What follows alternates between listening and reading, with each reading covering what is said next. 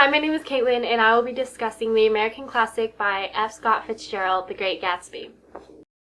In the novel, we follow Nick Carraway's life in the summer of 1922 as he interacts with Tom Buchanan, his wife Daisy Buchanan, and the titular character Jay Gatsby.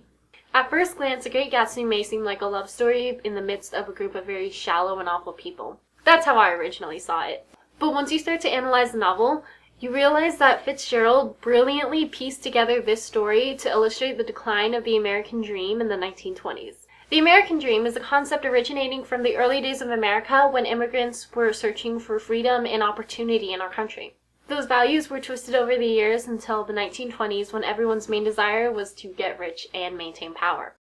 This is evidenced through both the characters in the novel and their actions. In my opinion, the easiest way to picture the demise of the American dream is to start with what it means in the first place.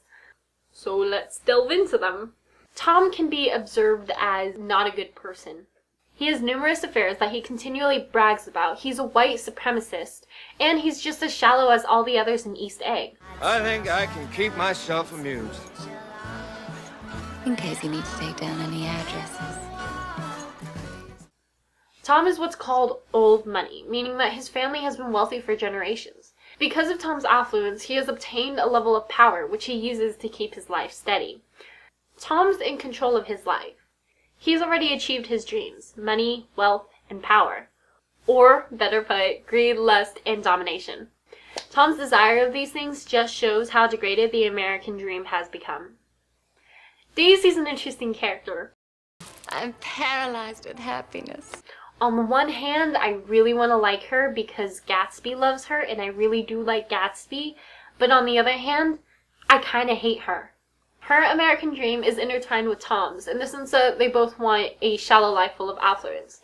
She has a chance to make her American dream love, but she's ultimately shallow and craves the comfort and luxury that only Tom can provide. It's like on the surface, she seems shallow, and then you dig a little deeper, and then you find out that she actually has some substance. But then you dig even deeper, and then you find out that she really is shallow underneath all that. Gatsby?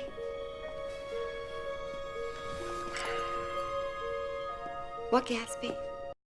As aforementioned, I really do like the character of Jay Gatsby. Unfortunately, I do feel conflicted about his character too. For most of the novel, Gatsby seems like a great guy. And because we're seeing everything through Nick's eyes and Nick likes Gatsby, we end up liking Gatsby too. Jay! They're a rotten crowd. You're worth the whole damn bunch put together. His dream is Daisy, or so it seems. But even if we do accept that Gatsby's American dream is Daisy, one of the few uncorrupted dreams in the novel, we still have to take into account Gatsby's methods for attaining Daisy. He became a bootlegger in order to achieve his magnificent wealth and threw parties in hopes of attracting Daisy. So while his dreams may have not been so bad, the means by which he attempted to achieve it were corrupt and illegal. This goes to show the immoral lengths that our desperations can drive us to. Here's why I'm feeling conflicted about Gatsby. Though he seems different and more genuine than the Buchanans, he does contain some of their shallowness since his real dream isn't Daisy, but wealth once again. His dream is to be a part of old money, to be more exact. We learn early on that he grew up poor and really began to aspire for wealth once he started working for Dan Cody. This foreshadows his longing to be a part of that upper class. Late in the novel, when Gatsby confides to Nick about when he fell in love with Daisy for the first time, he describes a scenario in which it's hard to tell whether it's Daisy that's appealing to him or what she encompasses. Daisy comes from old money. She carries this air of sophistication and high class about her, and it may have very well been that Gatsby was drawn to that more than he was drawn to her. It pains me to say it, but no matter which way you look at it, Gatsby does contribute to the decline of the American dream. I don't have much to say about Nick. The reason why he's our narrator is because he is the most honest person in this novel. I mean, I don't believe that he's completely unbiased because I think that everyone's in favor of themselves just a little bit.